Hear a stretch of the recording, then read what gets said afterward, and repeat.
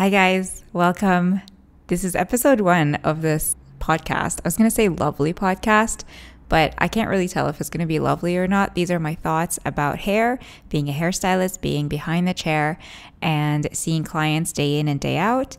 And I wanted to compile all of the questions that I get from you guys into one podcast, into one kind of spot, resource, library that you guys can just click on whenever you want to learn some more things about hair. And I also, once in a while, I'll probably rant and I'll probably tell you some new discoveries about hair, and I'll talk about life as well because I love self-development and that's really, really important to me. I'm not just a hairstylist. I do a lot of other things and I'm a creative person.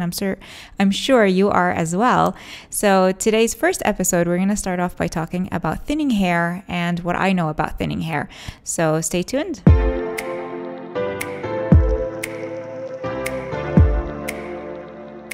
Okay, today we're going to be talking about thinning hair. It's a big topic, so I'm just going to keep it simple, and I'm simply talking about hair loss. This is a very complex topic because I feel like it's a very emotional topic for a lot of us, men and women and gender neutral folks. I know that it's very hard to lose your hair and you're out there looking for a solution.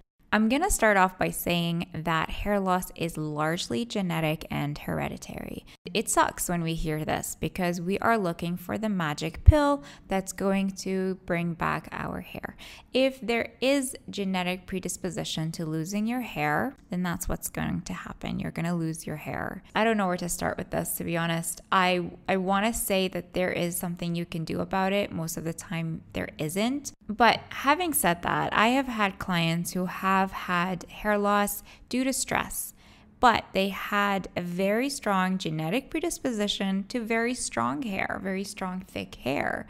And so when they did all of the things that were good for them, the hair grew back. The answer on whether you can get your hair back or not is it depends. Everyone is so different and there are so many different variables, including genes, lifestyle, hormones, sleep, diet. So I want to talk about a couple of the products that have worked for either myself or my clients. The Invati line from Aveda is one that my friend used when she said she had alopecia. It brought back a lot of her hair.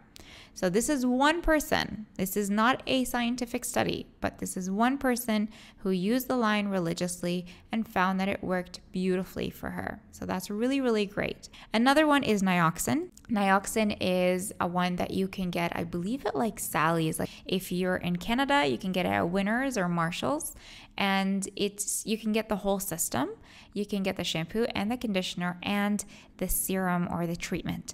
So the treatments are actually what you have to use. If you are trying to get your hair back to health, you have to use these products the way that they are meant to be used. If you skip them or if you switch it up and use a drugstore shampoo for a long time and then go back to it, it's not going to give you the same effect as if you were using them consistently. So it's kind of like, I like to say, like when you go to the doctor and they give you antibiotics, you have to start with a very high dose consistently for a long time until you see results. There's absolutely no evidence though, like scientifically, that this actually works, but it has worked for one of my clients.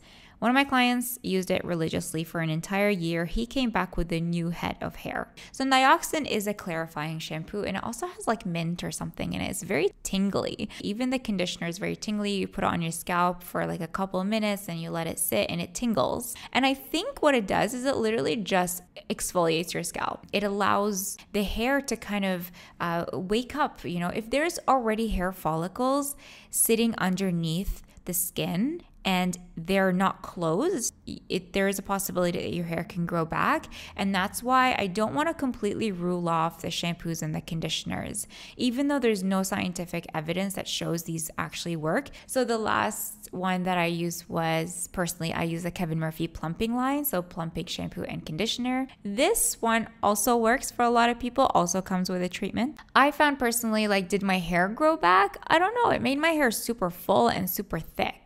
It made my hair so vibrant. I don't think I used it long enough and I didn't stick with it long enough to actually see a difference. I wasn't using it religiously. I didn't have a hair loss problem. I've always had fine hair. I was on Accutane when I was 17 and I lost a lot of my hair and it's just stayed that way. It's just fine. And also my aunt has very thin, fine hair and you can actually see her scalp. I already have the genetic predisposition to losing my hair. Accutane made it worse.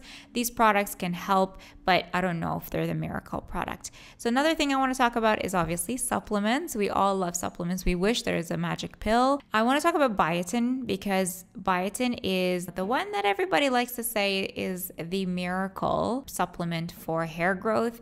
And I want to tell you that scientifically there is zero evidence to show that biotin actually works for your hair. I think it was like a study that was done like decades ago on like 5 people. Like the sample size was very small. There were many different variables that weren't measured properly. So I've actually heard folic acid makes your hair grow fast.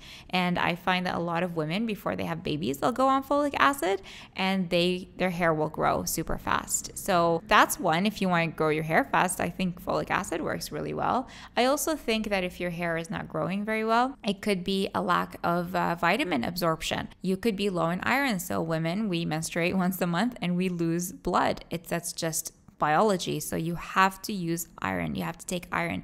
Once you stop taking iron, your hair is going to fall out. I noticed it.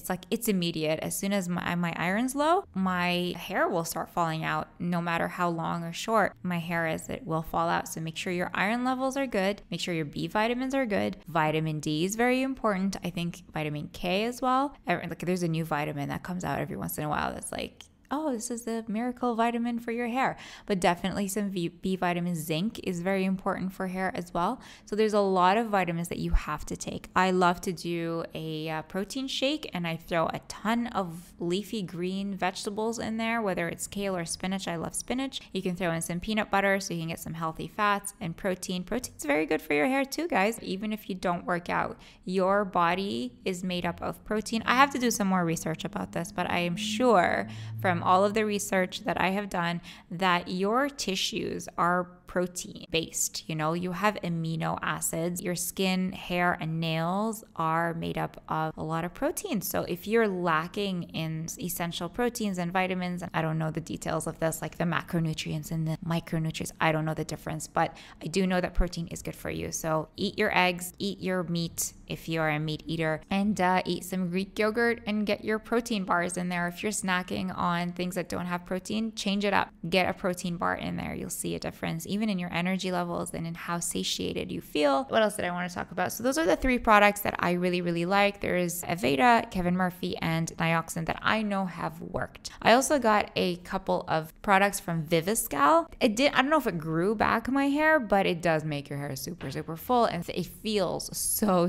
thick. So that's what I wanted to talk about. Hair loss is largely genetic. What you can do is make sure that your scalp is healthy. I think the first thing you should do, actually, I should have mentioned this from before, because if your scalp is clogged with oils, a lot of people don't wash their hair thinking that if you wash it, it's going to fall out more. The hair has already shed. If the hair is going to fall out, it pushes itself out of the follicle. It's just sitting on your head. And you're not brushing it, but you think you have more hair, but you don't. It's going to fall out because it's already pushed itself out of the follicle. Not washing your hair is not the solution. You have to wash your hair and make sure that your scalp is healthy. So having a healthy scalp means using a clarifying shampoo and a conditioner that cleanses your scalp. An example is Nioxin. Like it really does cleanse the scalp very, very well. It exfoliates the scalp. When you have a lot of sebum on your scalp, the hair follicles are not going to be able to come out of the scalp. They're just going to be stuck and clogged. You're just clogging your pores. That's no bueno. You don't want to do that. So I hope this episode helped you guys a little bit. Maybe it answered some of your questions. Maybe it raised more questions for you than you would have liked. Please take care of yourself. Make sure you're sleeping and eating well and,